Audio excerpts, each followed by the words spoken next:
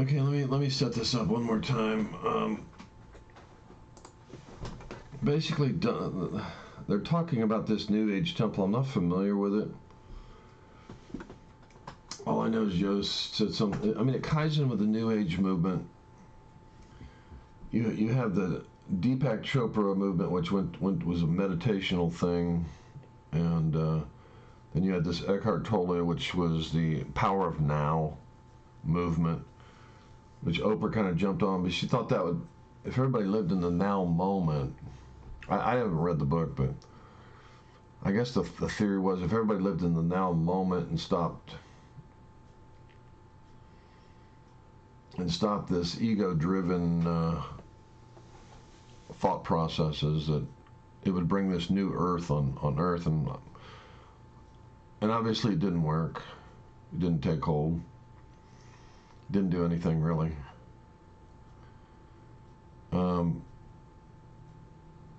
But Oprah was behind that, and then there's another New Age movement where people believe in love and these different, the law of attraction. See, it's just a break apart from Christianity, because people feel like Christianity steals from them, but they don't understand Christianity. That, and it took me 40 years to really understand how it works. But there's actually a hidden blessing to every time you keep a commandment. There's a hidden blessing. It doesn't look like there's a blessing, but there is. And then the Satan-driven things, anything that breaks the commandments of God or the law of God, has the opposite. It looks like it's a blessing, but it's actually a curse.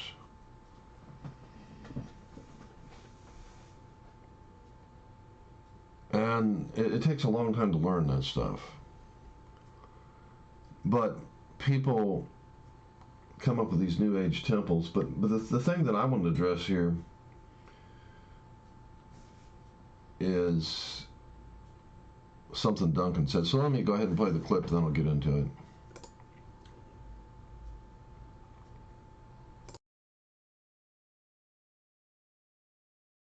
Unfortunately, I haven't been there since its completion. I don't even know if it's completed, but I've been there in the early phases, and yeah, that for sure is a temple. Like, it's no joke. It's not like they're just saying it's a temple. That's a real. And the way he printed those weird faces, those multi-feature faces, and used them in the corners of the building. What does he call it again? I can't remember. I'm sorry. Cosm. Oh, Cosm. I thought you meant what he called those faces. He has a name for the faces too. Is that the Chapel of Sacred Mirrors? Is that what it sounds for? But isn't that Cosm was used to be what he called the place in New York City, right? He had the place in Manhattan. Yeah, they had this. I think they still do have a beautiful place in New York. Actually, or like an artist loft there, I believe. But like they ended up realizing it was time to like spread their wings, build a temple. Yeah, and then really go somewhere in nature. Yeah, they're in like a small New York town, right? Yeah, that's New right. New York State town. Yeah, it's a beautiful place. Oh, and they're a legit religion. Entheon, that's right. And they're an actual religion, which they are. They are. I mean, that an is actual a religion. Yeah, it is a religion. And by the way, a religion doesn't want anything from you. Like they're not trying to get 10% of your money. No. They're not giving you a bunch of rules to follow. Nope. They want you to worship love and creativity. It's a really interesting place. Is that? Oh, that's just an image of what it's going to look like. I don't think it's really quite there yet. But holy shit! Yeah, man. Can you imagine coming up to that, like walking up to that front door, and you're like, oh my god, what the hell am I looking at? Dude, when I was on tour, they let me park my tour bus there because we needed a place to sleep for the night. So I had to sleep in front of that thing in my tour bus, and it hadn't even gotten to that phase, but I had crazy dreams just sleeping there. Yeah, it was wild, man. That's probably like one of those if you build it they will come things. Like, do you imagine how hard you would trip inside that place? Do you know what I'm saying? Yeah, no. Like, I don't think it's a, like, you could do DMT in a shitty apartment and still have some crazy mind-blowing trip, but you can't tell me that coming to this place and going through this Entheon portal, that this isn't going to have some fucking crazy effect on the way you trip. Yeah. Oh, my God. But that was the idea of a temple. I mean, the idea is, I'm not just saying to trip or whatever, but the concept is like, let's acknowledge the fact that maybe our ideas aren't necessarily coming from inside our brains. Let's just, as a fantasy, imagine that there is a divine intelligence that, as one of the many beautiful things it pushes into this particular realm, is art. And that if we can figure out a way to purify the connection with that thing, then we become receivers for that. And by doing that, we allow that thing to begin to exist in this world. And a temple was a place that allowed that connection to be refined, purified, intentionalized. And in that, there's a solidification called inspiration or art or whatever the name is you want to give it, but it's like output from a place that maybe is a few floors up from the one we're at, that's having a pretty wonderful party right now. And like part of what we do is like allow it to drip into this realm, which is potentially a denser realm. We're in the realm of matter. It's dense, and like ideas, if you look at your ideas, they're light.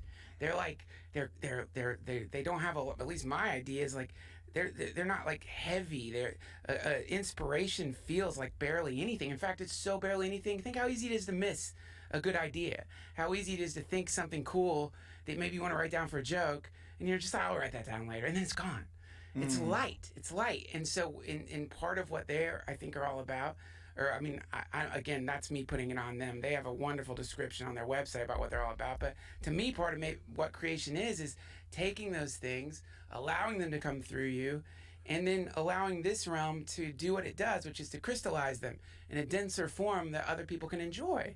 And, that enjoyment is that's enough. It doesn't have to be some lofty ass shit. It's just like people get a little like this tiny little smell of heaven, like a better place, a lighter place, a place that isn't encumbered by so much bullshit as this particular realm.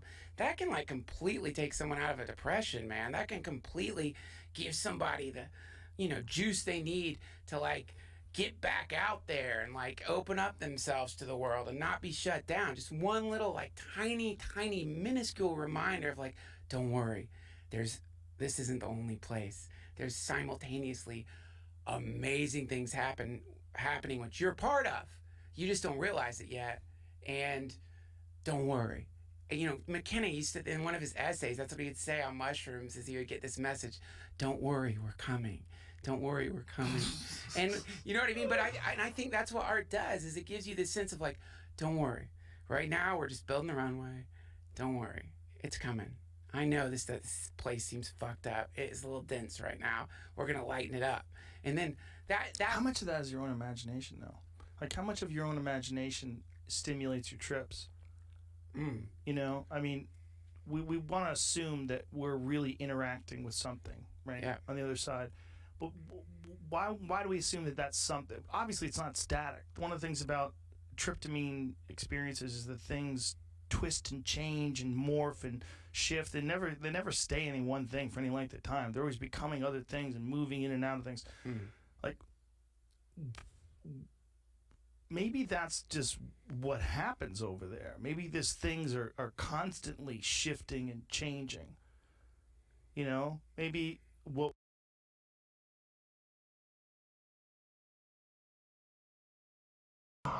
Okay, the stuff I'm seeing.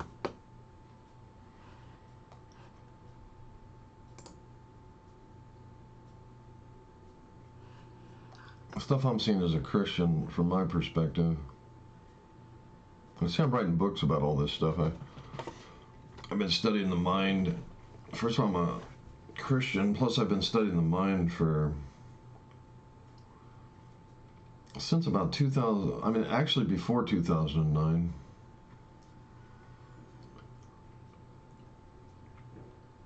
But I haven't been reading any books about it. I just study my own mind and then try to figure out how it all works. And tie it into the spirit realm. Because there is a spirit realm, without a doubt. I don't take any drugs or any of that stuff. So I've been thinking along these lines for a long time. And the first thing he said which the Bible even addressed. Duncan was saying that these thoughts are light, right? The first thing I want to address, let me write down some of this stuff, because I should have been taking notes as I'm going. Let's see. So, okay, thoughts are light. Let me put that down. The other thing he said was, I'll address that first. Yeah, I should have took some notes as I was listening to this. The stuff I wanted to respond to. But the first thing he said is, are these thoughts our own?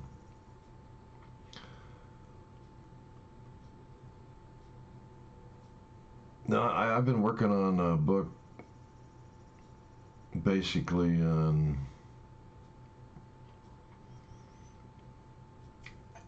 I don't know if I want to, how many secrets I want to reveal on it, but basically in Genesis, let me say this much. In Genesis, okay, this will fit. Duncan was saying we're looking for a place to connect. Like this place, this temple, he said, is a place to connect. And then he was basically saying to lighter thoughts. He's saying these thoughts of creativity, these thoughts of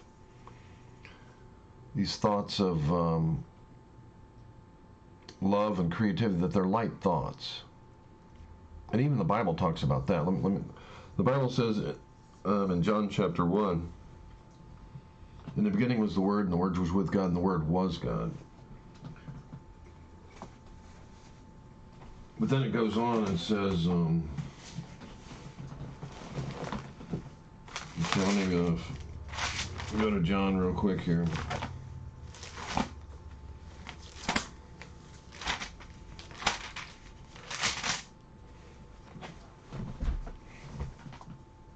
I need different pair of glasses, but basically it says, and the light shineth in the darkness, and the darkness comprehend it not. Now the light they're talking about is Jesus. And a lot of people don't understand that light or God is like God said to Moses, I am what I am. And a lot of people have no clue what God is. So let me go to another video real quick just to show what God is. Because a lot of people don't have any clue. And even I don't contemplate it like I should.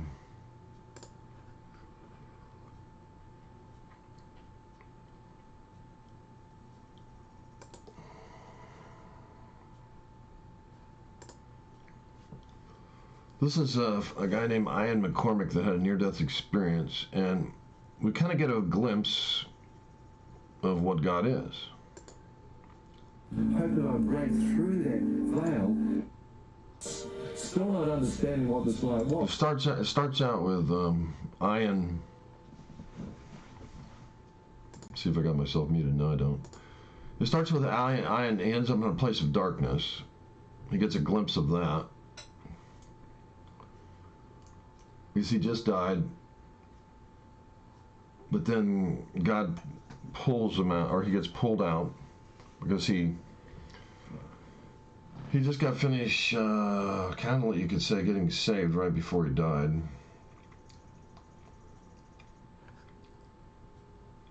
He got stung by a bunch of jellyfish, and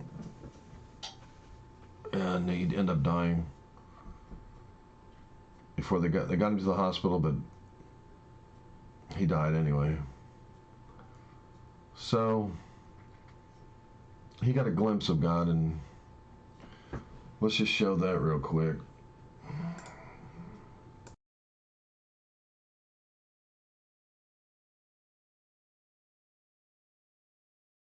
I began to move up to the opening, enter it. As I was drawn into the opening, I could now see that it was a tunnel. As I looked along the length of it, I could see the source of the radiance. My first thought is the center of the universe. Look at the light. Look at the power coming from there. As I'm being moved towards it, I watch as a wave of radiance comes up. As this wave of light comes off the source, it touches me, and I feel warmth, comfort. All that kind of fear and darkness just seems to go out of me, and I feel a living light flow through me. Shafts of radiance came out from the central core. It was like a white fire. Phenomenal radiance in the central core. From that, I watched this brilliant light piercing out. And I thought, even the stars in the universe, even the constellations must find their energy source from this focal point. What is that light? Is there someone in there surrounded by this radiance? As I questioned that in my own mind, a voice spoke to me from the center of the light. The moment I hear his voice, I recognize it to be the same voice that spoke to me in the ambulance, telling me to the Lord's Prayer and whether I'd forgive. And he said, "Ian, do you wish to return? If you wish to return, you must see in a new light." Words appeared in front of my eyes. God is light, and in him there is no darkness at all.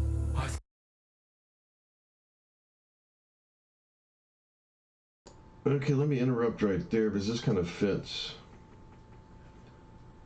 It says God is light and in him is no darkness at all.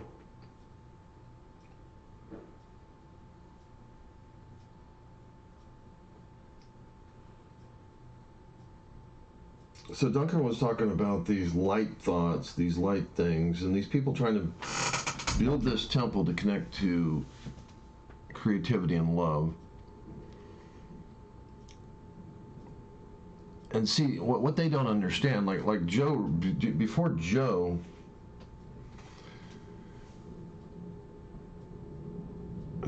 said, hey, this church, this temple, it doesn't have rules, and you don't give 10% of your money, and you know, his big thing is that you don't have to follow these rules. Now, why did God make those rules? You know, thou shalt not kill, thou shalt not steal. Why did he make these rules? Because we have darkness in us. And what Joe doesn't understand, Buddha kind of understand the concept, but Buddha said, you must master the mind. The last words I think of Buddha was, you must master the mind, or no, he said something of that effect. And what is it that Buddha was trying to master? The darkness. So God said the same thing to Cain. He said, you must master the sin in you. So the reason God gave these laws, which Joe doesn't seem to understand, is that it's to master the darkness in us. That there's and what people don't understand is just how much darkness there is, and that's a secret that happened in Genesis. And a lot of people think that came from the fruit that they ate, but it wasn't. There was something else that happened in Genesis. I don't want to tell the secret right now. But that's what began the darkness. It started out as a seed, I'll say that much. It started out as a seed, and then that seed, you know, if you know anything about a seed multiplies into infinity. If I have one apple seed, it can create 10,000 apple seeds, then from 10,000 you get. So it's something that, as long as it has some place to grow, it goes into infinity. It has no end. That's the power of a seed. It can continue to propagate, just like this virus that we're dealing with right now. If it couldn't propagate, it wouldn't be dangerous. But the goal of the virus is to propagate. And all diseases, all things that are dangerous are things that propagate. So the propagation of darkness is to create greater darkness, right? So they build, they're trying to get away from darkness, which I don't blame this. I don't blame Buddhism was a pursuit of some sort of truth, and that's what gave it power. Anything that but the goal of every one of these things is to escape the darkness. So that's the first thing I wanted to address. I mean, that's the goal, to escape darkness. And it's everywhere. It's in everyone and everything. I mean, that's why... Anyway, so I just wanted people to see what a glimpse of what God is, because we all operate in darkness. And what's sad is that Christians don't understand that they're in darkness also. If they weren't in darkness, well, they could walk on water. Every time they pray for someone, it would happen, because you never seen Jesus ever miss once. And see, what made Jesus who he was is something else that Duncan alluded to, is maybe these other entities can speak into us. It's not just our thoughts. Now in Genesis, Satan changed our spirit. I'm sure you've all heard the story of the Trojan horse. In Genesis, Satan changed our spirit, and when he changed our spirit, that gave these spiritual entities access, because our spirit became like their spirit. Our spirit wasn't like their spirit. The only way that Satan could speak to us is he had to enter into something, and he just happened to enter into... He's a spiritual creature, so he entered into a snake, some sort of advanced animal. Like we have lots of advanced animals on the earth. We have some pretty intelligent creatures. So he picked, I think, one of the more intelligent creatures and so he found an intelligent creature, spoke to Eve, and but now, unfortunately, now that Satan has changed everybody's spirit and darkness entered into everybody, and I'm not going to give the secret exactly how that happened, even though I've kind of alluded very strongly to it all, is that everybody has that darkness, and even Buddha knows that you must master the mind. It's not really the mind, it's the thing called the heart, and I don't want to get into what the heart is, because not too many people understand that. But that's one of the big keys to everything, is understanding the heart. The heart's like the biggest secret there is. And I'm writing a book about the heart. That has to do with everything. The heart's the biggest secret. If you understand the heart, it's a very powerful thing. It can be if you use it. So, but the darkness is in the thing called the heart. And I'll allude to one little thing about the heart. Well, Jesus, who was wiser than King Solomon, and Solomon wrote all kinds of proverbs that are so far over people's heads that they don't even see the truth in them. But I was going to write a book about just one little quote, just one little tiny E is equal MC squared quote of Solomon. I was going to write an entire book just from one little tiny 6-word sentence of his. It was so deep and powerful. But Solomon said, as a man thinks in his heart, so is he. Very, very powerful. I was going to write an entire book about it. Still might write a book about it. But it's one of the most powerful quotes that there is. Because it alludes to DNA. Like we have DNA that speaks and it creates ourselves, right? Like DNA speaks, and whatever it speaks, it creates, right? Well, it's no different in humanity. In humanity, we have a word or a thought in us, and it speaks, and then we are that word. Like, for example, Joe Rogan thinks, as a man thinks in his heart. So as Joe Rogan thinks, because he doesn't have any information, totally blind on this subject, he thinks that the burning bush was a weed bush that Moses held. But that's just a theory. It's a utterly ridiculous theory that someone has no revelation of God at all. Jesus said, let the dead bury the dead. Joe Rogan doesn't have any spiritual revelation hardly at all. He has drug revelation, seeing these entities, going into this drug zone, which these entities can enter into your spirit, because in Genesis, Satan changed their spirit. Like, for example, the Bible says, when Adam had a child, it was after his own image. That means it was no longer in the image of God. And that's why Satan had to speak on the outside, change our spirit so he could speak now on our inside, and you think it's you. You have thoughts that come to you, and you think it's you, but our spirit is in a place where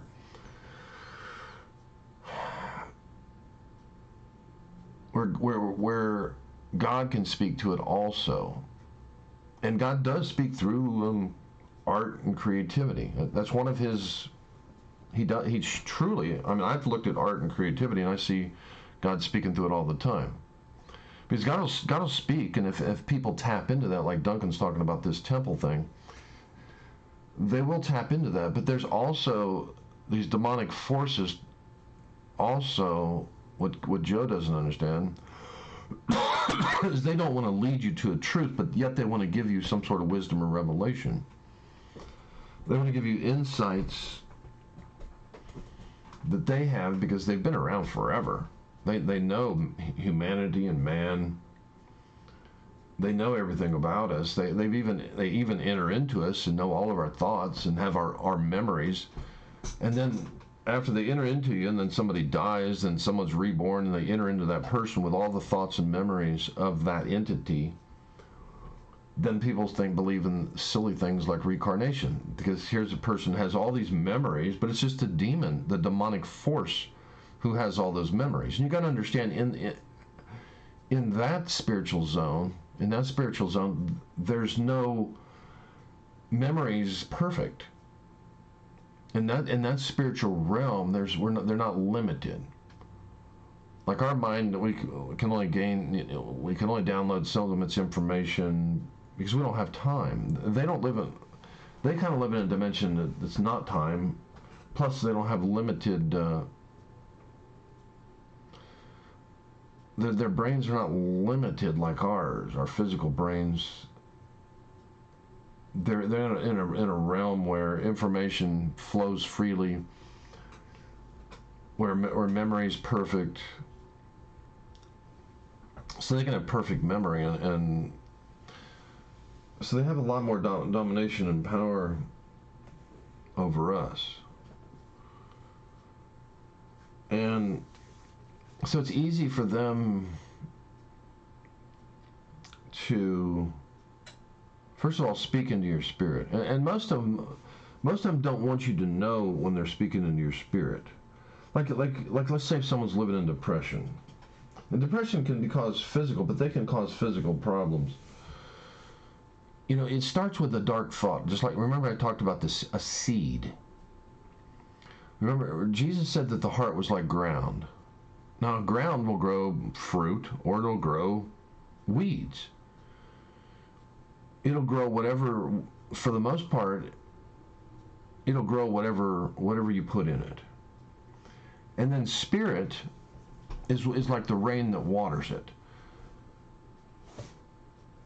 So, for example, as you dwell on a negative thought, that seed starts to grow.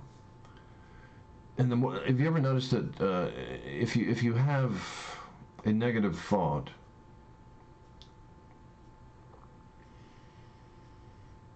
that if you forget about it, and that's one of the manifestations of what pot does, it makes you forget.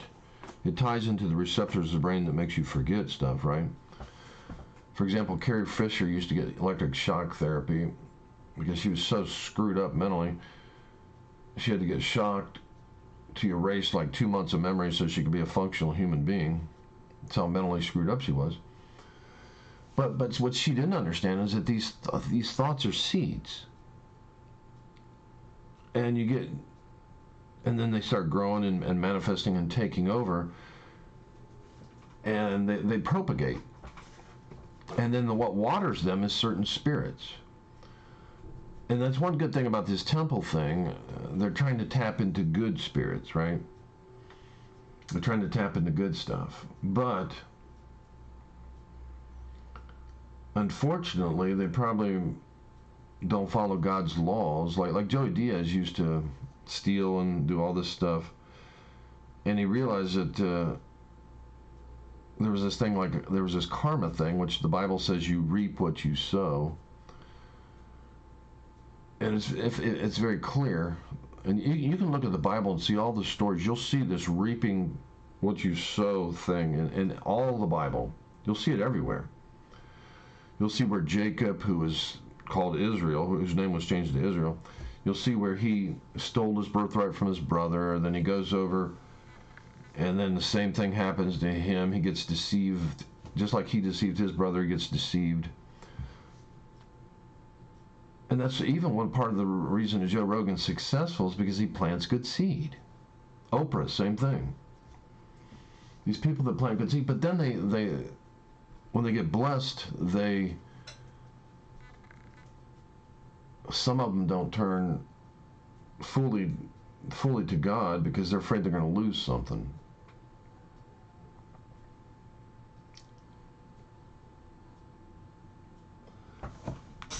Let's see if there's anything else I wanted to talk about. I already kind of forgot. But this is what God is, and that's why it's so strange to us. God is light. Could that possibly be God? And in him there's no darkness at all. I've just come from darkness. Whoever this being is, he is completely separate from darkness. I see no shadow. I see no evil. Only pure white radiance. And he knows my name. Could it possibly be God that I'm standing in the presence of, talking to? I thought if it is, he must be able to see my spirit absolutely naked. He must see everything. I began to pull back. As I began to pull back towards the darkness of the tunnel, I watched a wave of radiance come off him. I expected it to touch me and literally catapult me back into the pit. But as this wave of light emanated forth off him, it moved through me, and all I got was love. The love was causing me to literally blubber. I was actually just blowing my eyes out. And I could feel an acceptance coming. I said, God, you can't love me. I've cursed you. More love. I said, I've committed all kinds of sins. I've slept around, I've taken drugs. More. As the love kept coming, I then literally divulged what I knew to be the most debauched things in my life. As the light began to open up, I became aware that standing in the center, I began to make out a man's bare feet. Around his ankles were dazzling white robes, garments. Not garments of cloth, but garments of light. As I looked out and saw that, I began to lift my face up to see the chest of the man, and his arms are outstretched with dazzling white robes, as if to welcome me. As I looked, I knew that I was looking upon God. Such... You're just awestruck. You can't be prepared. You have no way you can be prepared to see this. I stood in absolute amazement. And as I looked towards his hair was white radiance. Out of his face appeared to be light billowing forth, literally permeating out of his entire face. You couldn't see the features of his face because the light was 7 to 10 times brighter than all the light I'd seen. See, this is one thing that Christians don't understand, so why would non-Christians understand it? And it's a concept that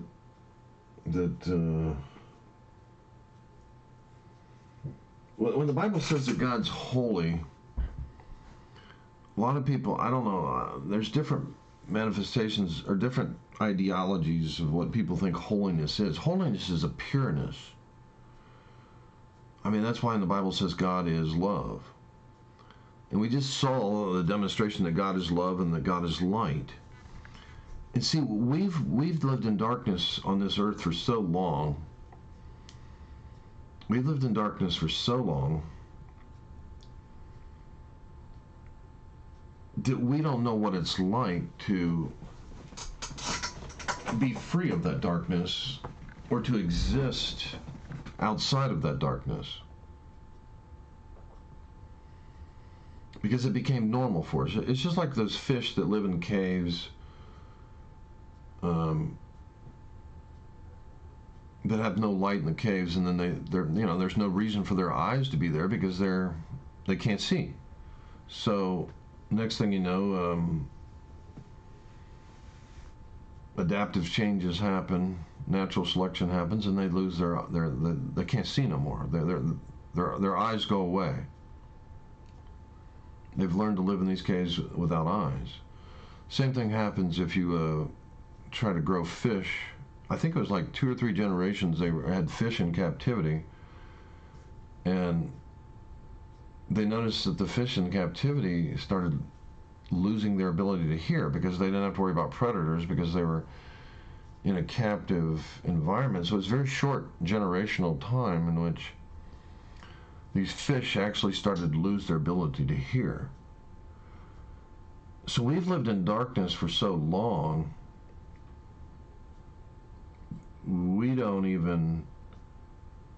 it became normal. It's the same problem in I hate to call them ghettos, but you can have white ghettos, black ghettos, Latino ghettos. It can be any color of people, if you want to call it a ghetto. But basically it's just an area where people learn a way of life, and it's totally different than people that live a successful life.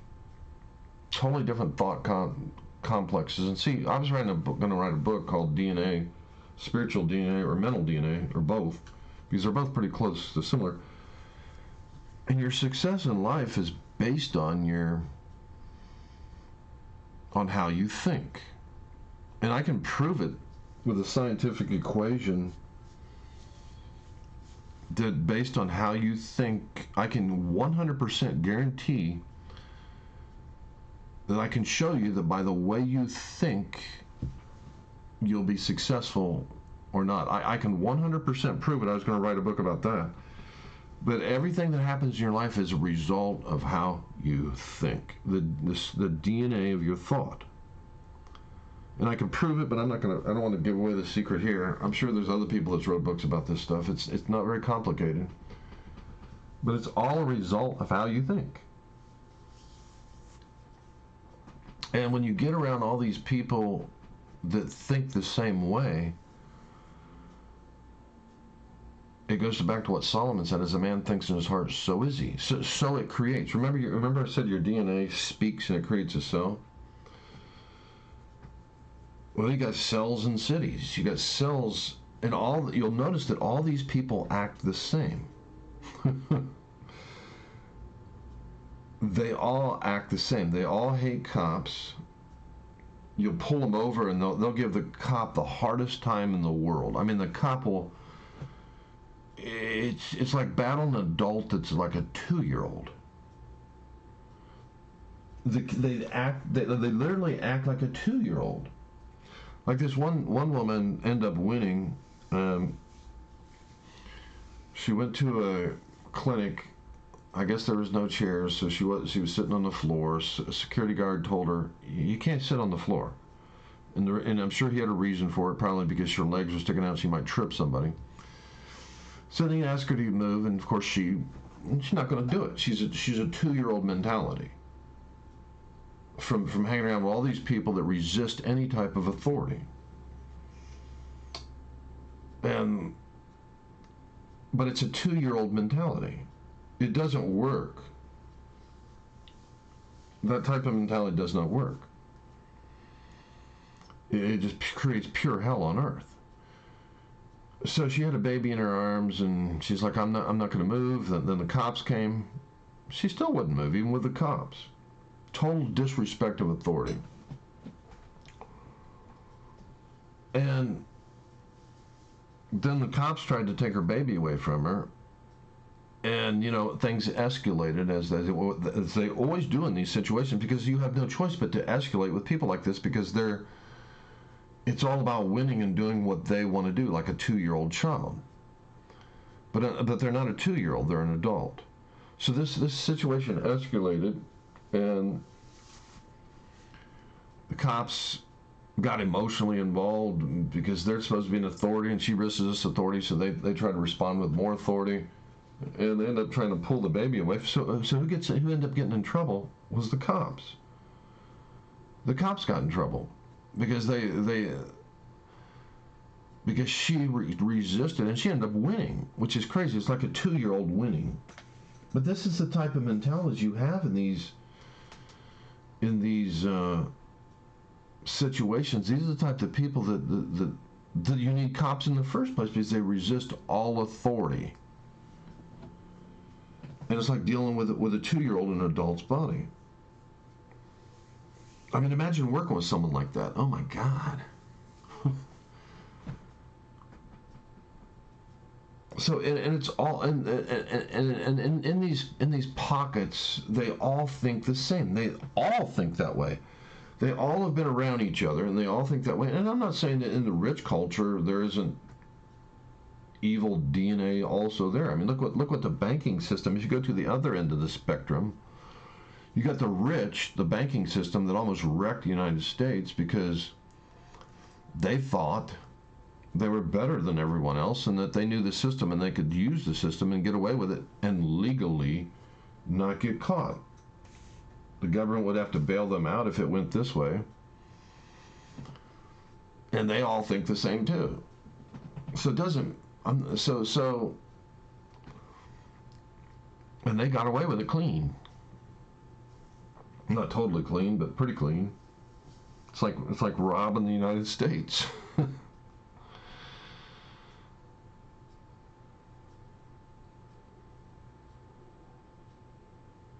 So, but basically, it all starts with a dark thought. And people of that nature really resist authority. Joe Rogan doesn't like authority. That's why he broke from authority and created his own world.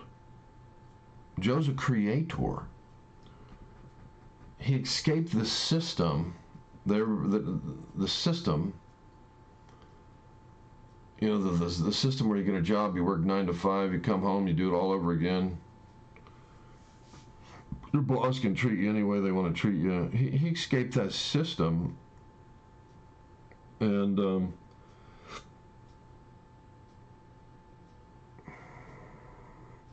anyway, because the system is selfish.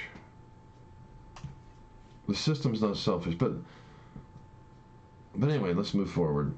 And that's what's wrong with everybody. Everybody has darkness in them. Everybody has this darkness.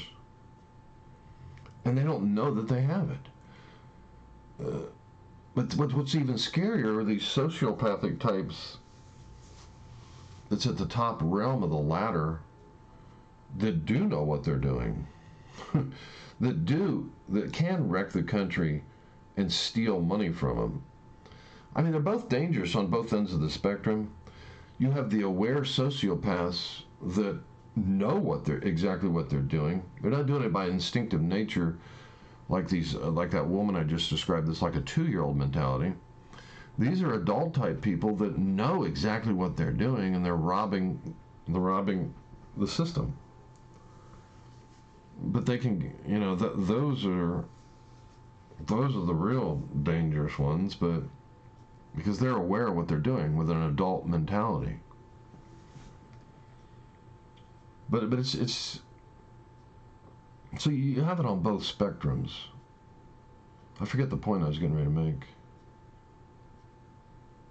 So and it's almost like we're powerless against changing both systems. The powerful system that does stuff like of that nature, that's always doing stuff like they're always doing something. You just don't know what they're doing.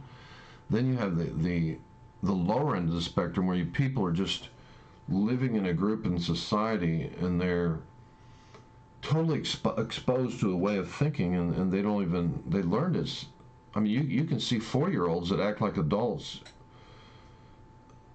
that speak just like adults, from these generational ghetto-ish type places that include white people. I mean, like if you want to look at the white spectrum, you got these hillbilly types, and they're very. I just had a hillbilly type I had to deal with where I live. You can't reason with these type of people, because, and it has nothing to do with skin color. It has nothing to do with anything other than a social DNA. It's a way of thinking, and in some senses it's, well, I don't want to get into too much, but it's on an unconscious level. I don't want to get into the mind on that stuff, like how that works. But there's conscious behavior and then there's unconscious behavior. The hardest is to change. Both are hard to change if they're determined to do evil. You have a conscious behavior that's aware and knows what it's doing, but then you have an unconscious behavior in a lot of these poor people who don't even know that they think in that type of realm. But I don't want to get too deep into that. I'm writing books about that kind of stuff, but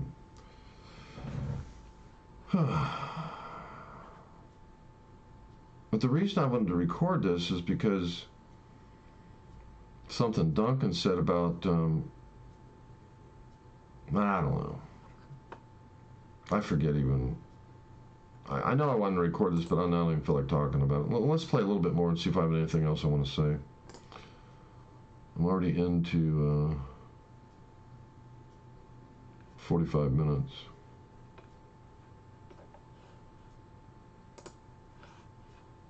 What we're doing is we're trying to apply, when we think of how we are here in this life, we're trying to apply those laws to whatever we experience when we do that.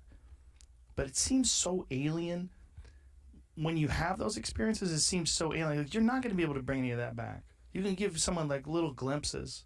Yeah. And what Alex has done the best is capture, like, oh, I know what he's doing.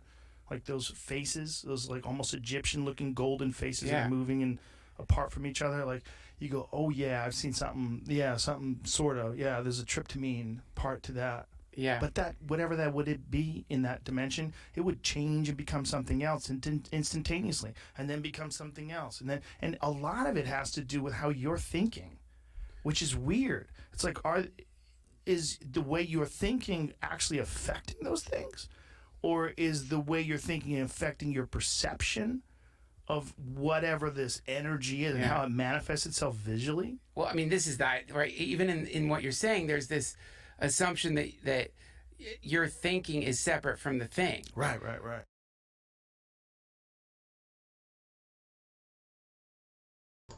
Okay, he just said something that the key that I will talk about this. That your thinking is separate from the thing.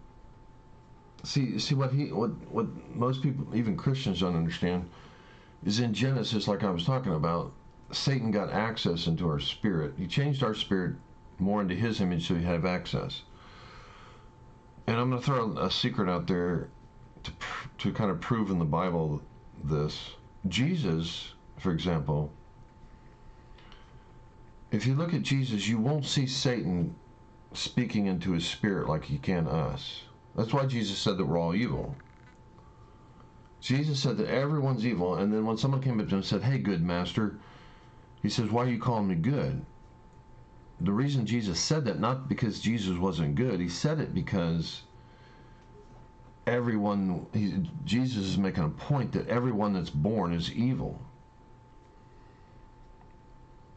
Every single person has this thing called sin inside them, which comes from that original seed, which I said what a seed does, it manifests into infinity and grows in man's. And then and really the thing that helped to really cause the seed to grow was the fruit that they ate in the garden, which, if you know anything about fruit, it has a seed within itself. A fruit is not only something you eat. Remember Jesus said you have to eat me and drink my blood? And in Joshua chapter 1 it says meditate on the God's word night and day. See, you are whatever you eat on a physical realm, but also in a mental, spiritual realm. And Satan knows how this works also, and demonic spirits know how this works. But in Genesis, Satan got access into our spirit, so he no longer has to manifest so you know he's real. So Duncan just said,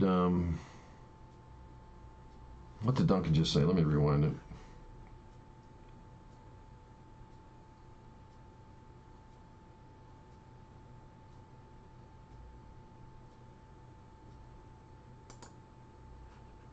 It would change and become something else instantaneously, and then become something else, and a lot of it has to do with how you're thinking, which is weird. It's like, is the way you're thinking actually affecting those things, or is the way you're thinking affecting your perception of whatever this energy is and how it manifests itself visually? Well, I mean, this is that, right? Even in what you're saying, there's this assumption that your thinking is separate from the thing. Right.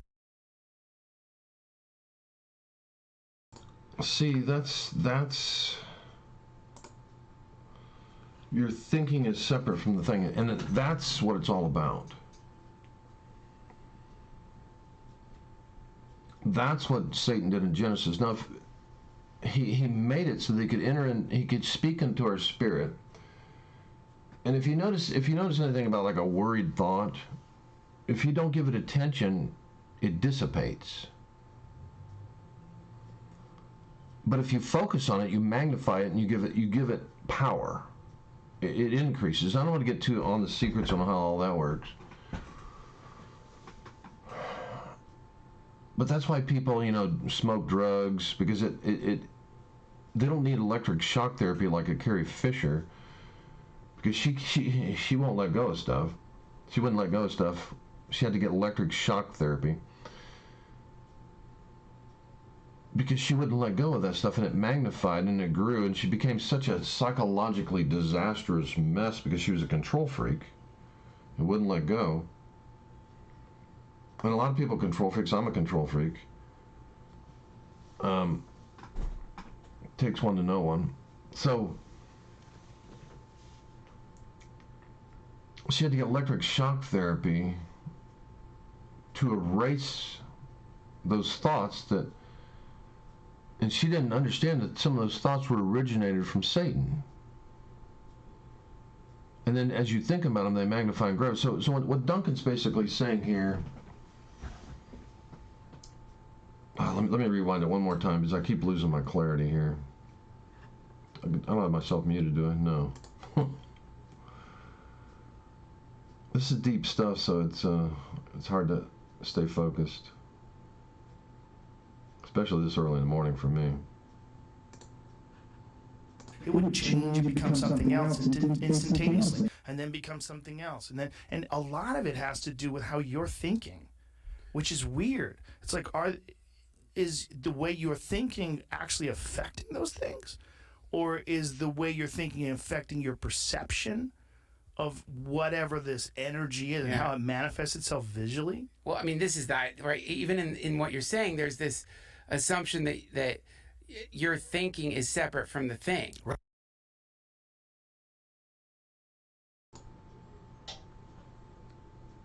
So you're thinking, Duncan, I think, is getting ready to say what came first, the chicken or the egg. Well, what came first was the seed. What came first, what happened in Genesis when Satan changed our spirit and got access. Like if you look at Jesus, you won't see Satan able to speak into his spirit. You'll see him speak through Peter, or in his temptation, you'll see Satan manifest where Jesus could actually see him. Because he had no way to communicate with Jesus. And I don't want to get into all the secrets. Well, I guess I'll talk about it real quick on how Jesus got created, because not too many people understand that. Abraham believed God, and it was counted as righteousness, right? And believing God's word is believing what? A seed. A seed. A seed that's what? A seed that's true. So when Abraham believed God and it was counted as righteousness, it was he put a seed in himself. And once he put that seed in himself, then it carried on to his wife. Remember, the reverse started happening. Remember in Genesis, Eve sinned, then she contaminated Adam. Well, the reason Abraham became the Jewish people is because you have the absolute reverse of what's happening in Genesis. You see, he's doing the reverse of Eve. He believed God, where Eve believed Satan and took that seed upon her. So you see the reverse. Abraham believed God and took that seed. So then he has a covenant, and he takes the veil off what? His penis. He takes the veil off, and what does a penis do? A penis puts forth a seed. So as a representation of what Abraham did, they started a thing called circumcision, which is removing a veil. And when he believed God, he was taking the veil or the revelation from knowing God. So what follows suit then? And I don't think anyone's ever said this ever in the Christian world. This is the first time it's probably ever been said. And I'm even seeing this for the first time myself. But what I'm seeing here is the reverse. So remember I said that it started with Eve, and then Eve contaminated Adam. Well, what's happened here is it's reversing. This is the beginning of the reversal. When Abraham believed God, whose seed, and it talks about the word of God being seed. For example, manna fell down in the Bible. Manna looked like a little seed that they picked up, and it was the bread from heaven. But it looked just like a little seed. So, and then Jesus said, "You have to eat me." What are you eating? You're eating God's word. So, when Abraham believed God, he ate that word, right? He ate that word. And he fully digested it, and it became one with him. Remember, they're talking about thoughts. Is the thought coming from me? Is the thought me? Am I one with the thought? What is this thought? So anyway, going back to the reversal of what happened in the Garden of Eden with Abraham, we see Abraham believing God, and it was counted as righteousness because he believed something that was true, and he held fast to what was true. So then you see a reversal. You see the beginning of Christ being able to be manifested and born. You see then you see Sarah, whose seed was dead, because she was like a 90-year-old woman or whatever, 80, 90-year-old woman. Her seed was dead. You know, women have seeds in them, which is their eggs, and they don't lose their eggs when they get a certain age. Their eggs are no longer viable. So what God did is, that was the first resurrection of her seed. He resurrected her seed and to me that was the first resurrection. Like when Jesus was resurrected, that was a resurrection there. But this to me is the first resurrection of her seed and the reversal of what happened to Eve in the garden when she contaminated. So Abraham's blessing passed to his wife, and then when his blessing of what believing God, which is the reverse of what Eve did, when that was reversed, then Sarah's seed got resurrected. And then they had this new child. Then that seed got passed all the way to Mary, and then God joined it with his seed, and then you have this entity that's a son of God in which Satan then can't speak into Jesus' spirit. Because he's different. He's not, thanks to the resurrected seed of Sarah passed to Mary, and then the joining of this God's seed with her seed that was resurrected and passed from Sarah all the way to the Virgin Mary, and her seed being of the same lineage of the Jews, of Sarah's seed, then that's where Christ came from, which was the new Adam, or the new man. So this new man was able to not have Satan speak into his spirit, because his spirit was different, because it came from the Father and from this new creation from Sarah, where God resurrected her seed. So then we see Jesus. You don't see Satan able to speak into his spirit. What you do see is God hearing the Father and then doing whatever the Father says. So he had a perfect connection with God. And that's what they're talking about here. They're talking about building this temple. They were first talking about this temple where they're trying to connect with God, who they see as love and creativity, which is part. I do believe that that's parts of God. Now Satan can get involved in this, and because he likes to appear as an angel of light, and then ultimately he'll twist it and have them worship him, because that's what he does.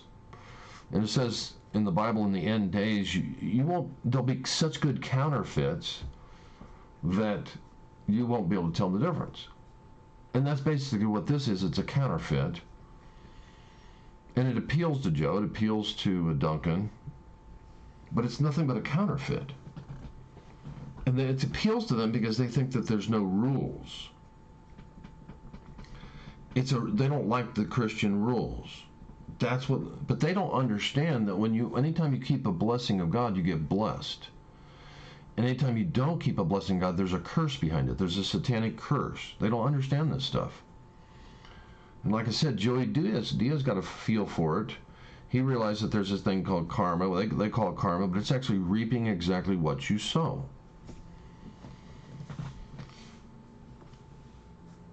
So going back to this thought, let me go back to this thought thing they were talking about. Let me pick up back there. Let me rewind this one more time. And what Alex has done best is capture, like, oh, I know what he's doing. Like those faces, those like almost Egyptian-looking golden faces are moving. And notice how they look like Egyptian-type faces.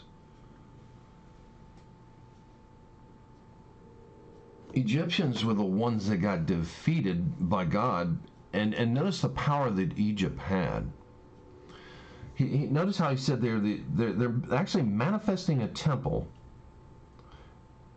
They're manifesting a temple, and they're putting on these Egyptian-type faces.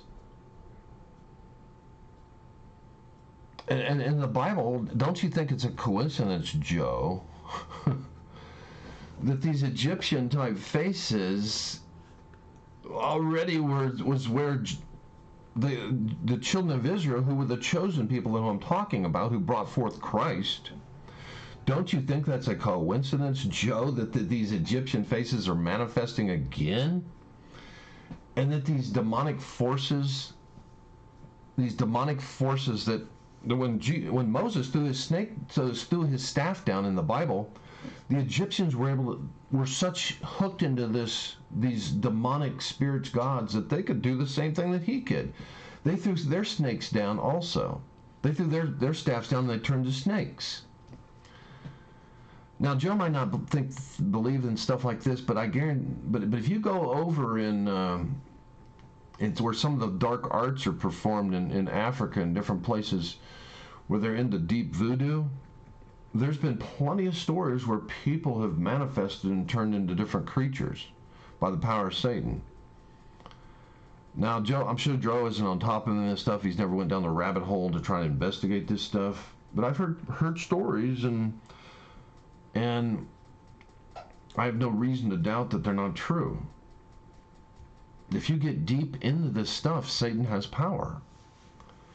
So now they're manifesting these Egyptian-type faces, which Israel was delivered from Egypt in all their power and all their glory, of them worshiping those demonic gods. Every time someone worships an idol in the Old Testament, it's basically a demonic god.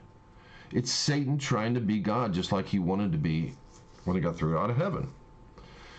And Satan and Joe's suckering for this because he thinks he has to give up something to become a Christian, when in reality his life would be even more blessed if he became a Christian. He just has no clue. And things are going to start turning here. But I mean, don't you find it strange that, Joe, that they look like Egyptian faces? Anyway, let's go on.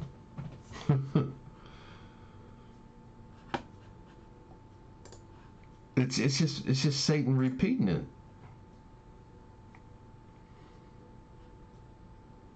And the place of bondage for God's people was Egyptian, Joe.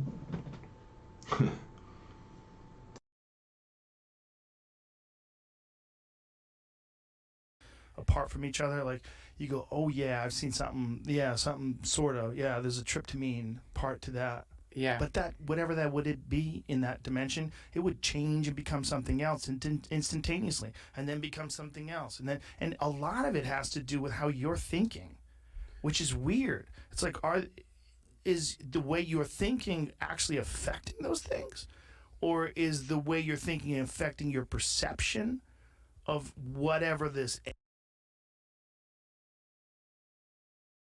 First of all, in that realm, I mean, I know how these things work because I've been investigating this stuff for like 40 years. In that realm, they can read your thoughts, Joe. They can read your thoughts because they can enter into your spirit. Because Satan changed your spirit in Genesis, so they can enter into the first place. So they don't even know what you're thinking. They know exactly what you're thinking. You're an open book to them. So you're in this realm and they know exactly what you're thinking, but what you don't know is what they're thinking. They can read you, but you can't read them.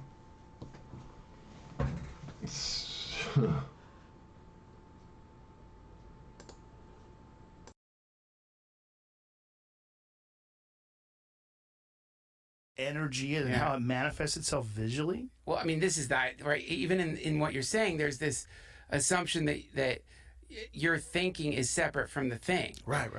And so we have a thought, and we're thinking to ourselves, I just got a good idea. We don't know that if we had a different way of quantifying time and space, we might have just seen some ethereal mist drift through us that produced a thing we called a thought that we thought must be us. So you look at a thing.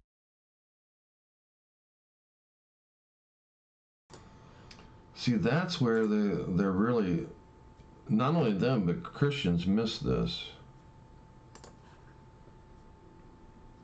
This is one of the keys to everything, is a thought. A thought is a seed, right? It's just like, it's no different than a bill in Congress, right? Where do they come from? Well, they can come from you, or you can tap into this dark spiritual realm, which you don't even have to go into the spiritual realm for them to speak into your spirit, because they can do that. But what we do is we actually choose thoughts, and that can come from you, which is your subconscious thinking. Have you ever seen the image of the great thinker? Thoughts can come from you. Thoughts can come from God if you allow Him access. If you get born again, or even if you don't get born again, as soon as you turn toward Him, He's there. He pays attention. So thoughts can come from Him. Thoughts can come from, since Satan has dominion over your spirit, since you're not born again, those thoughts can come from Satan. And really, your thought is whatever you tap into. A thought is going to come from anything you tap into. It can come from Satan. It can come from, or a demonic force pretending to be an angel or whatever. It can come from that. It can come from you, or it can come from God if you move in that direction and turn toward Him. So those are the three places that thoughts comes from. And basically, your subconscious. And I'm writing a whole book about subconscious and conscious and all that stuff.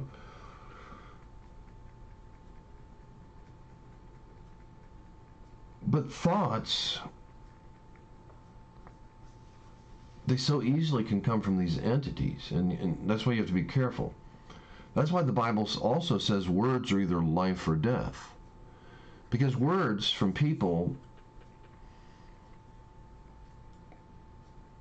a person always has an agenda behind any word that they ever speak. There's a spiritual DNA, there's a signature, there's a motive, there's a reason for every word that we speak. That's why the Bible also says every idle word that you speak, you'll be held accountable in the day of judgment.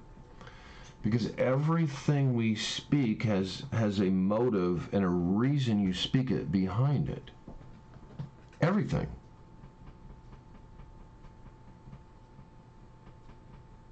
Now, half the time people don't know why they speak. They don't think deeply about where the thoughts are originating from. And you really have to psychoanalyze yourself to see. And it's very interesting, if you look what's behind a thought, then you actually know what? You know who you are. Remember the great saying that says, know thyself? I forget where that saying came from, but the most powerful thing you can do is to know yourself. That's why we have all this crazy stuff happening in the government. You have Nancy attacking Trump and Trump attacking Nancy and everyone fighting. It's because nobody really knows their own self. And nobody knows where their own thoughts are originating from and exactly where they're coming from, and their exact motive and their exact reason why they're speaking and doing everything that they do. I mean, we chase all kinds of things. We're always chasing something. Always.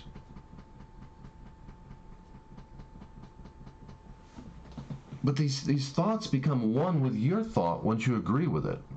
Just like Abraham, when he agreed with what God said, he became one with God. And that's a choice, to become one with something. Since I was writing a book about this, I'll go ahead and throw this out here. How does DNA work? How do you create something? I'm really giving away a big secret here. How is something created? I hate to even give away this secret. But how do you create something? It takes the DNA of two people. It comes from a man and a woman, then you join it together, and what does it do? It creates something. It creates something what? Something new. What is a thought? A thought originates from somewhere, right? A thought can originate from Satan, from God, from you, from something you see. Like, for example, I'm looking out a window and there's actually unlimited things out the window, right? Like, there's leaves, there's trees, there's buildings, there's bugs. But if I go on a microscopic level, it almost goes into infinity, just whatever I'm looking at the window. But I choose a specific thing to focus on, right? So when I choose that, that's when you have another thought that comes along and joins that thought, and you create something. That's how it works.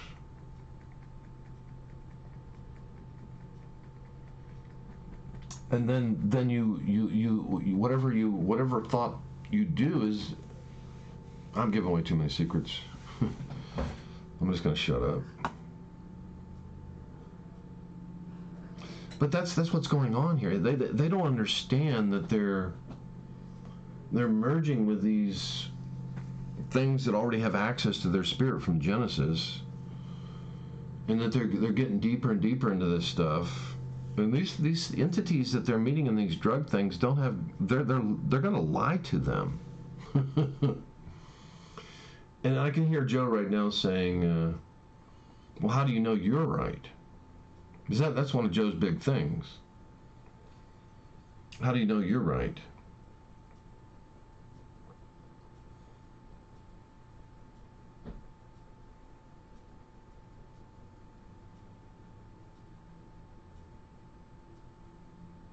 And because, number one, and I'll just use the Bible, even though I hate to use the Bible, but I will use it. Jesus said his sheep know his voice.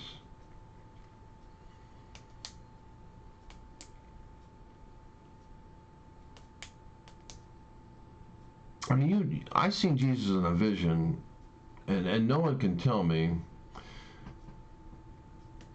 And I never even had thoughts about who Jesus was or anything like that. I never read the Bible or heard anything about it. And when I saw Jesus in a vision, no one can tell me. It bared witness with the Bible. That's how we know. Like when I saw Jesus in a vision, I saw, it was about 40 years ago, and he was trying to help me. I was in a church, and you can, first of all, you can feel God. And this is things they have no clue about because they've never been to church. They've been to comedy clubs, but they've never been to church. But you go to church, you can feel it. I mean, it's a powerful spirit, very powerful spirit, and you can feel it. There's no doubt in your mind that that's God because you can feel it. It's a spirit of joy. It's a spirit of love. It's a spirit of comfort, and it's described exactly what the Bible says about the Comforter. You get in a powerful church service, you can feel that spirit, and it's different from anything that you feel. Let's say you hear a beautiful song, and you get caught up in a beautiful song, someone singing. That it's totally different than that. It's a spirit that it's God, and that's just from the sense of feel. But God doesn't stop there. God speaks in an audible voice. I've heard his audible voice twice, but he also speaks in many other ways. Then, on top of all of that, he gives you manifestations. Like, I had a vision. I've had other visions. And it's different from a drug vision type thing. I don't want to get too much into detail on that stuff. But when I saw Jesus, and I didn't know anything about Jesus, so I didn't input any of my own information into that. But when I saw Jesus in a vision, because that's what he does. If you draw near to him, he's going to manifest himself to you. Just like these demons, if you continue drawing near to them, these demonic angels who portray themselves as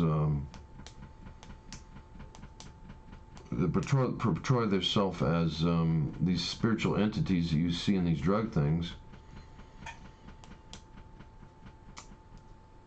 They're going to give you some wisdom because they're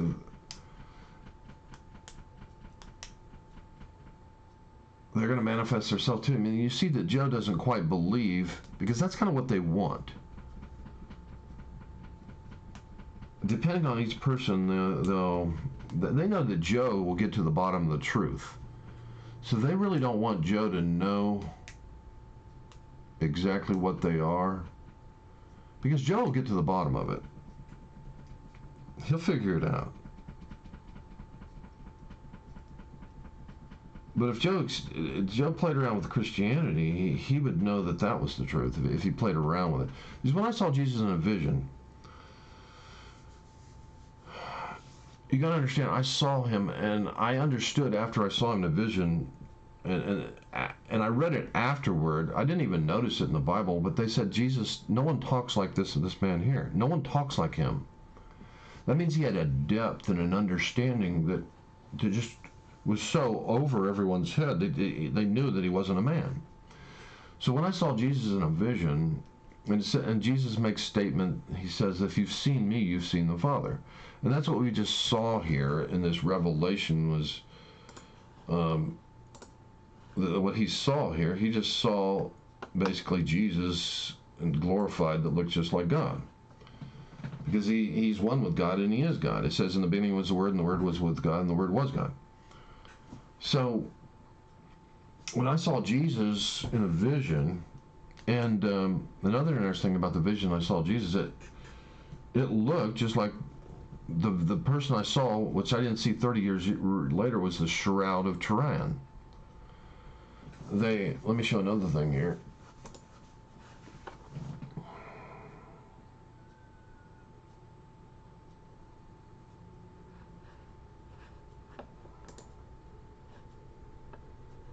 The Shroud of Tehran.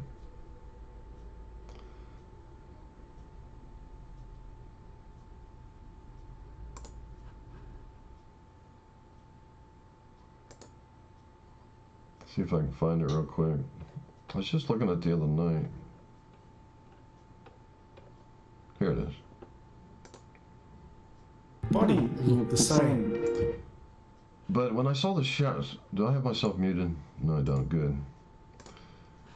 When I saw the Shroud of Tehran, this is what when I saw the vision of Jesus, and I didn't know anything about the Shroud of Tehran until like 30 years later. That's who I saw. See that face right there? And I never saw this till 30 years later. That is who I saw. Except he had his eyes open, and the eyes is really what made me know that he wasn't a man. Because he had a depth and an understanding of no one that I've ever saw before. I've never saw anyone like this before. Never saw it. But that's who I saw. And I didn't know anything about this till 30 years later. And then they just recently did this. They used the images of the Shroud of Tehran, which I hear is like almost like a photographic. They can't understand how this image was left on this shroud. It's almost like a what's that? A negative from a picture. You know, you have a negative from a picture, and then you make a picture from it. It's like this energy, they believe, came through this Shroud of Tehran and produced this image on this cloth, which it ain't too hard to explain to me because, you know, Jesus, when he got, his body got transformed into the new body, which I believe is what they had in the Garden of Eden in Genesis. I could be wrong on that one.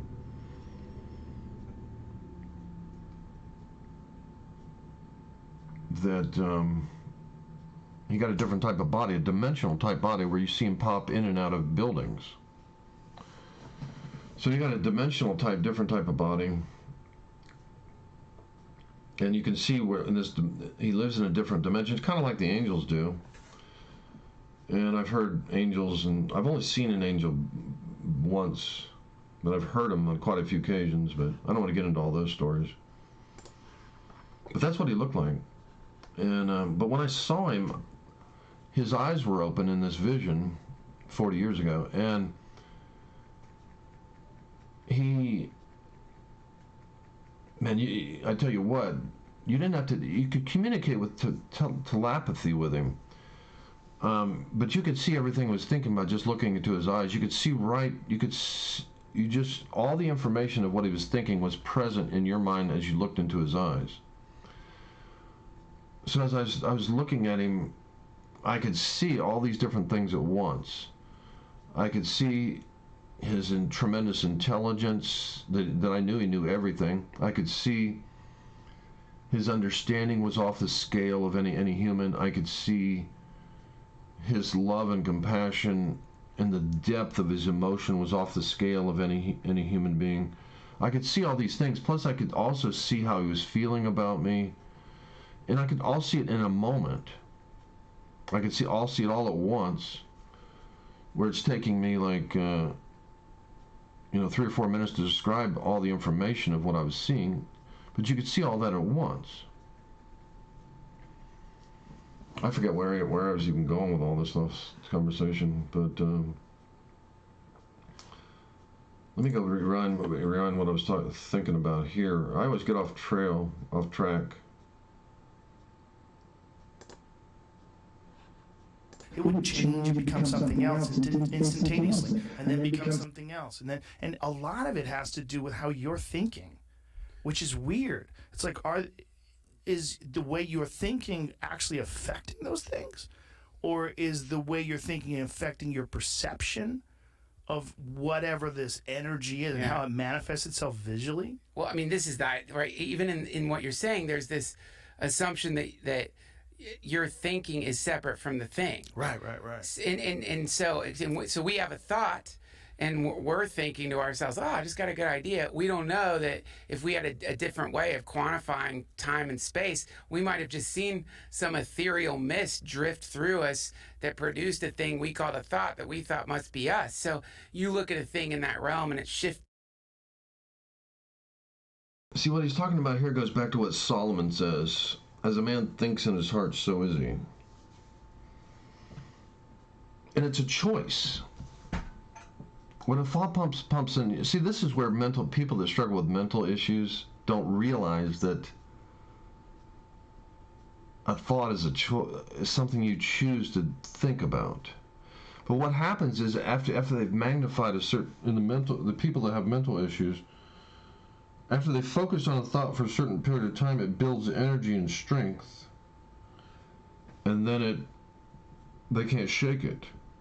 And what they don't know is that they're feeding it their own energy. They're connected to it like an umbilical cord is to a baby. As soon as you cut the umbilical cord, then the baby's disconnected from that. And that's what they don't understand. When you think about something, you're connecting to it by choice, but you don't realize that you're doing it.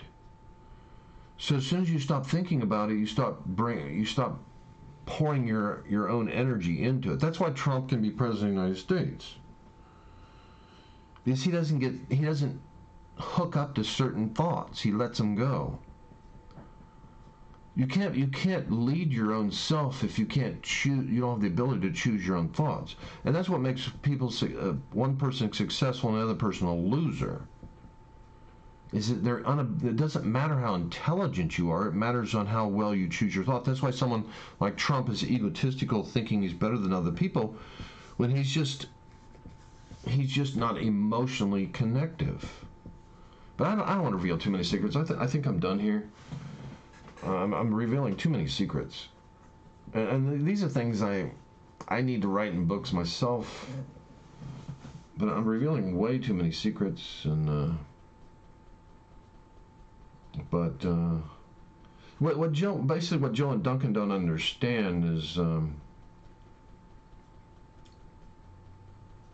is how these entities in Genesis changed our spirit so they can have access to our spirit in the first place. And what's beautiful about Joe and Duncan is that they're not enslaved to dark type thoughts. They're able to free themselves. Now Duncan did say something about his wife has to snap him out of some of these crazy thought processes. He gets down and going down these rabbit holes of thought. As he starts getting these theories about things. But the stuff that we know as Christians, the stuff that I know as Christians, it all ties together in the Bible. You'll find everything that I know right there in the Bible. Plus the Holy Spirit, what they don't understand is the Holy Spirit is the Spirit of truth. And his goal is to lead you into truth. But these other spirits, they're leading you, and they're giving you wisdomal type things, but they give you power over your mind. Because see, they created these spirits created.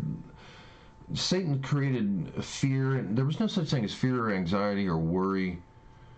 None of that existed in Genesis for the part of humanity that were in Genesis. Now, I believe there's two separate creation stories, which I don't think there's a Christian world that believes what I believe.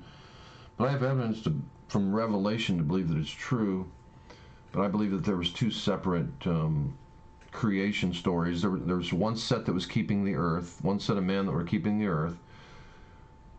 They were more like animals, and then I believe that they evolved. But they were there, and as they evolved, they became more intelligent, and then the two merged. When Adam and Eve sinned, they were actually in the kingdom. They were connected to the kingdom, and if you know anything about the kingdom of God, there's no time there. So once they disconnected from the kingdom of God, because they never had babies, Adam and Eve didn't have any babies until they stepped out of the kingdom of God, which has no time. They were more like angels, I believe. That's why it calls them the sons of God, because they were more like angels. So then they sinned, and as soon as they sinned, time began for them, and God said, "Where art thou?" And see, when Jesus came, he said, "The kingdom of God has come unto you." Why would he say that? He's saying that because it was disconnected in Genesis. But then it also says Abraham will be a blessing to all men. So through Abraham, who brought forth, whose lineage brought forth Christ, brought forth the doorway, who's Jesus, who anybody can connect to the kingdom. Now, what's in the kingdom? The kingdom is a totally different place. That's why the gospel is a good news, because the kingdom, anybody who, that's why healing happens, because there's no sickness in heaven. Remember, God says, thy will be done on earth as it is in heaven. There's no sickness in heaven. There's no death in heaven. You know, Joe Rogan wants to hang out with his friends for all his life. Well, he can. He can bring every one of his friends. Joe's always talking about, oh, let's take our friends and move somewhere out of California before an earthquake or before something bad happens. Well, you know something, Joe? You can take all your friends to heaven and you can live with them forever in a place that's even unimaginably better than what you're doing now. Plus, God will bless you in this world. You know, you're always getting stem cell things to fix this and that. Well, if you get faith, it's better than stem cells. And this healing power is available for anybody, anyone. And not just that, but everything. And a lot of Christians, you see it as God brought forth David in the Bible. David was a king. God's goal is everybody who's his son to be a prince or a king. They're actually the people that should be ruling the earth. Anyone who's a Christian should be really ruling the earth in a sense. But instead, Satan has everyone set up and all these other manifestations where people that use their gifts, and gifts are a beautiful thing. There's nothing wrong with using your gift, like if you got a gift to play golf like Tiger Woods or sing. There's nothing, those gifts are beautiful things. They're the things we enjoy the most because they're gifts, just like God's Son is a gift. But the gift of God's Son is the blessing behind it. You see the Bible stories, everybody was blessed. For example, Solomon had 1,000 wives. Solomon had people bringing him gold. I mean, are not people bringing you gold by watching your podcast, Joe? Because they're drawn to you, and they're drawn to you because you are a good person. You are almost the best of us on this earth. There's some good people in the world, and I'm not aware of too many of them. But Joe Rogan's the best of us. I don't even claim to be good. I struggled with, I was in demonic forces for 40 years, mentally, longer than 40 years. And I'm just now starting to break out. It took me about 10 years of God giving me information to know how to free your mind. But how long am I going here? I need to stop this and wind down. Yeah, I'm going to stop this. This is long enough. But anyway, let me wrap up with one last thing.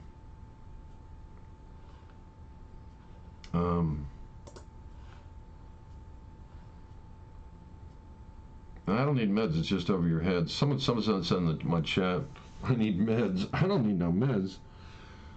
I just have 40 years of experiences that you don't have. That's so far over your head, you have no idea what I'm talking about. But people like Joe and Duncan, they're intelligent. That's why I'm speaking to them and not you. And I'm not saying you're dumb, I'm just saying you just don't have 40 years of experiences that I have. You know, I can't download a book worth of information. No, this person in the chat saying that I'm schizo. Do you understand that you're schizo in the thing that you just said? Let me show you why you're schizo. Because you're not based on, you're making a statement not based on wisdom. The definition of wisdom, let me make sure I'm still playing here. Yeah, I am.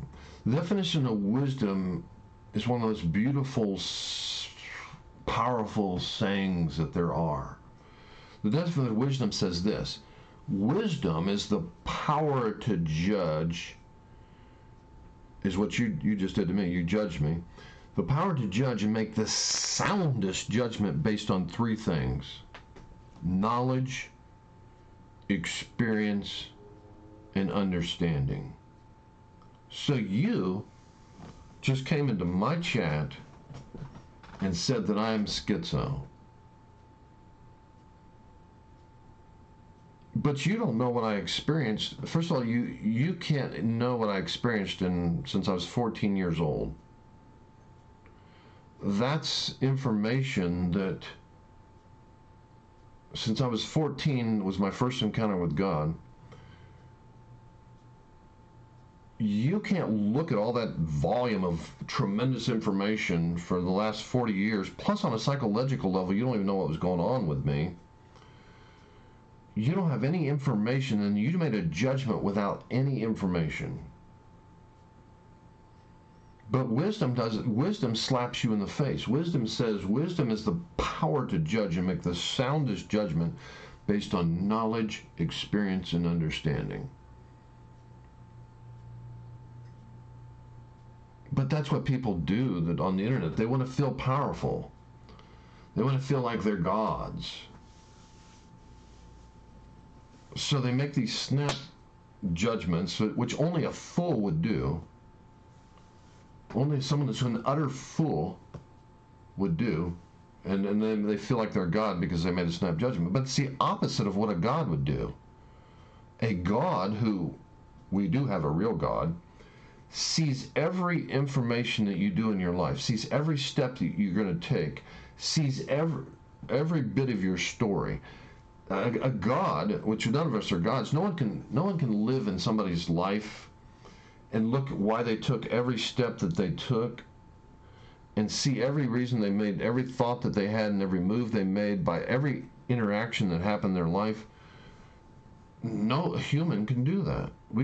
It would take us a lifetime to read one person's story, one person's book, if we did it right, like what God can do. No one can do that. There's no humans that can sit there and look at, and even on a psychological, deep understanding level, on a mental, since psychology still doesn't seem to understand the mind, and I think I have a good solid understanding of how the mind works. But I don't claim to be an expert on that. It's all from my own. I'd never read anything on the mind. But I think I have a better understanding of how the mind works than a lot of people that are psychiatrists. But I could be wrong. I have no idea what they know. I just know that some of the stuff I know is pretty good stuff. And I'm going to write some books about it. And then maybe I'll find out and what other people know and see how we compare. And I'll honestly look at the information and see, maybe I'll know stuff they don't know. But we'll see. Maybe I don't know anything that they don't know already. But I don't hear anyone talking about it. That's why I think I know stuff that other people don't know. Because I don't hear anyone talking about it. And if they knew this stuff, they would be talking about it.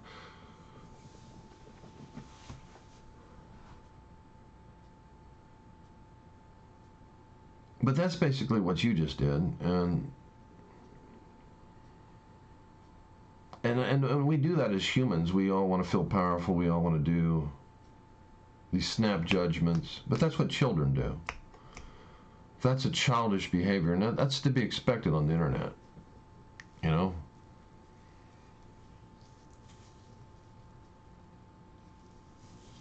So anyway, I think I'm going to wrap this up. Let me play just one more clip and then we'll wrap this up. Oh.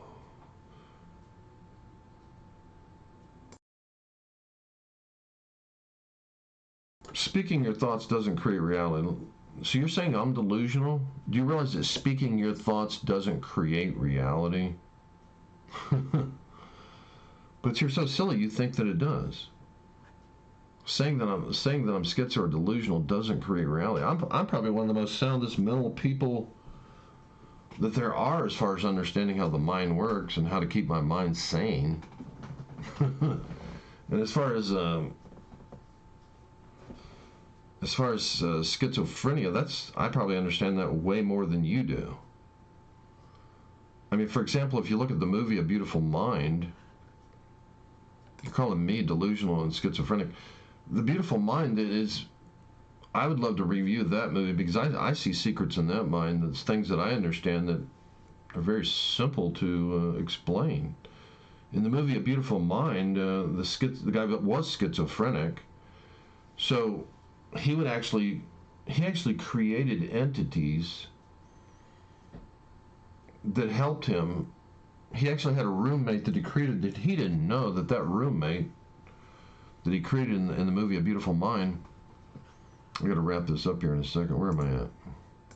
But he didn't realize that entity that he created in the movie A Beautiful Mind, that entity was not real. He thought it was real. And then finally he became the realization that those entities, he had 3 different friends and they never aged. But it's a beautiful movie about explaining how the mind works and how delusion does work. Because see, he had a mind that was more powerful than other people. So his mind was so powerful, he was able to project an image, and he thought the image was real. Now, what's the difference between us and him? We do the same thing, but we daydream, and we know that we're just daydreaming, and that the images aren't real. We know that we're just daydreaming. Now, his mind was so powerful that he could actually project his daydream into an entity, and he thought that the entity was real. And that's what happens to people that daydream. I don't want to get too deep on how the mind works, because obviously I'm 100 times more intelligent on how the mind works when you're saying that I'm delusional, and I'm 100 times more understanding about the mind than you do. But see, people daydream, and when people daydream,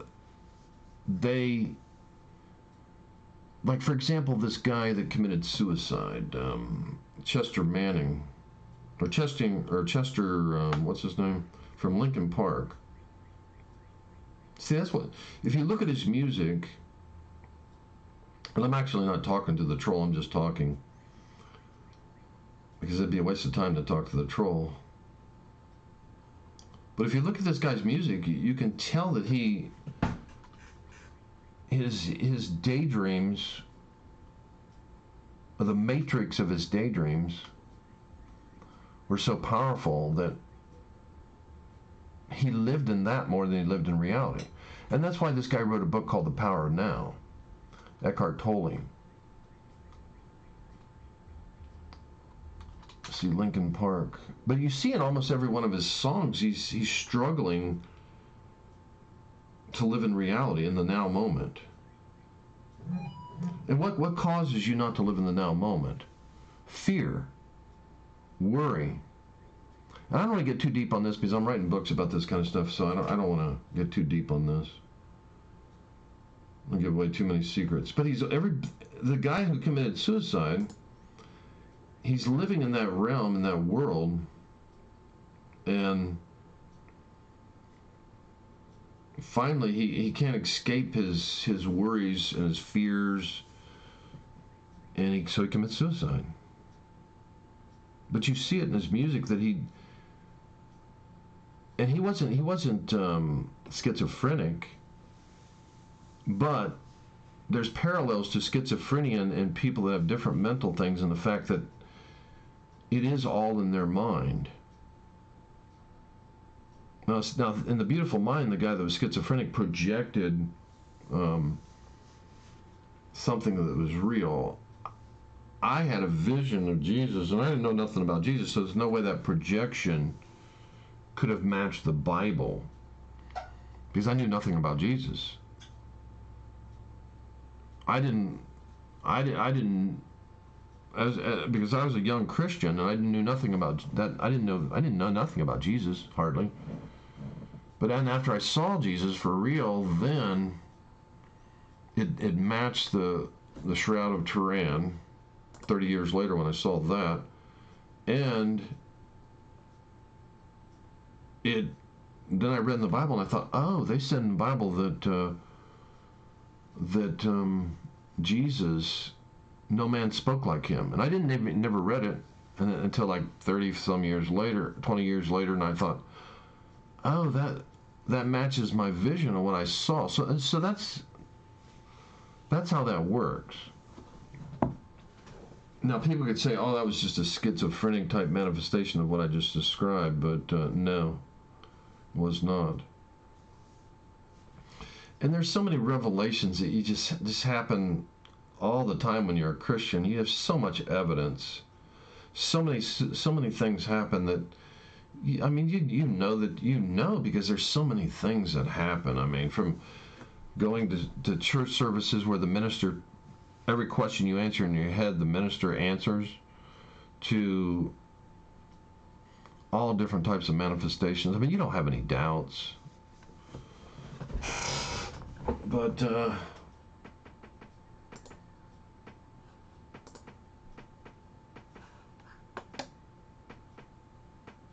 anyway, I need to get off here. Let me wrap this up. I just want to see one more thought, and then we'll wrap this up.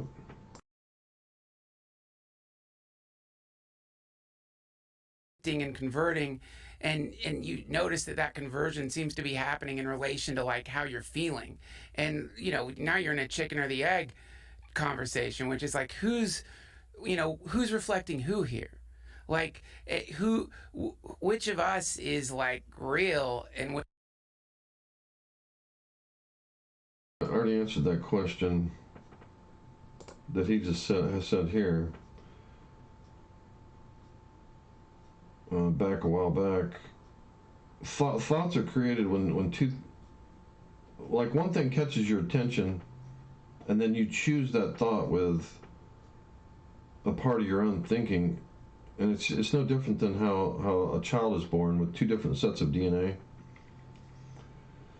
That's how you create a thought, and then you become that thought, because you choose it.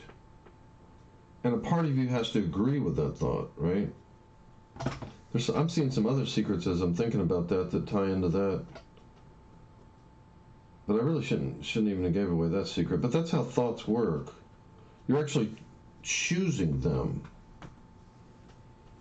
And it's also your matrix that you enter into.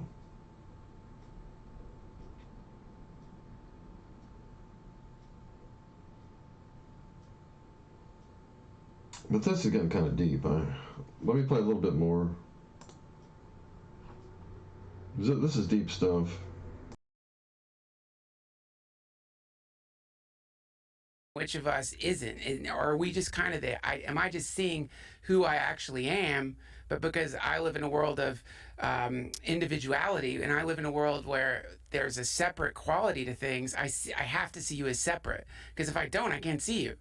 All I can do, I'm seeing myself in you, which is, I think, what is happening in this realm anyway. It's like anything you're looking at right now is some phenomena being painted instantaneously by your imagination. That's what the imagination is doing. It's painting colors onto the universe of infinite phenomena that your brain is like doing out of habit. So that's that, anyone you're around, you make an instantaneous assessment of that person, or you begin to like realize like, wait, I got a bad vibe about that person. I bet something's off with them. And then you go into like a bad vibe about a person deals with your whatever DNA, I call it mental/spiritual DNA, has been downloaded into you. And that comes from all your experiences from the time you were in the womb all the way up to where you are at this present moment. And all that information is in your, what they call the subconscious, and just like, for example, some people are triggered by Trump. But that doesn't mean that Trump is evil because somebody's triggered by them. Or like these crazy people, these social justice warriors that are triggered by somebody that reminds them of their parents because they're in an authoritative position, because their parents had power and abused them, and now they're starting to get their own power, and they get mad because somebody waves their hands as they're speaking, and they say, "Oh, you can't do that." But that's from a childish mentality of somebody who isn't listening to the words, but like a dog is sensing something else on an instinctive level. Like a dog by instinct smells a trail. You know, he might be hunting for another dog by scent. You know, that's what animals do, by scent. So they instinctively, like a dog will instinctively get lost. Like you can have a dog and he'll get on a trail from a scent from a, let's say it's a male dog and he gets on a scent of a female dog. He'll just go after that scent, totally forgetting about his owner, chasing that scent, and totally get lost. Because that's the world he sees with the sense that he has of his nose. So your sense of these social justice warriors, they're not developed. They're only sensing with one sense, and it's not an adult sense. They're still children, like Joe Rogan says, and there's more reacting impulsively, and it's not based on any logic or any wisdom or any maturity. It's totally instinctive, and it's utterly ridiculous. But anyway, I can't continue. This has been fun talking about this kind of stuff, but I can't do it all day long because I don't get paid $50,000 a podcast. I don't get paid nothing, boys and girls, until I start writing some books and talking about it on here. Doesn't get any books written, so it's time to stop. But it's so fun to talk about it. I need to write some books. So anyway, time to get off here.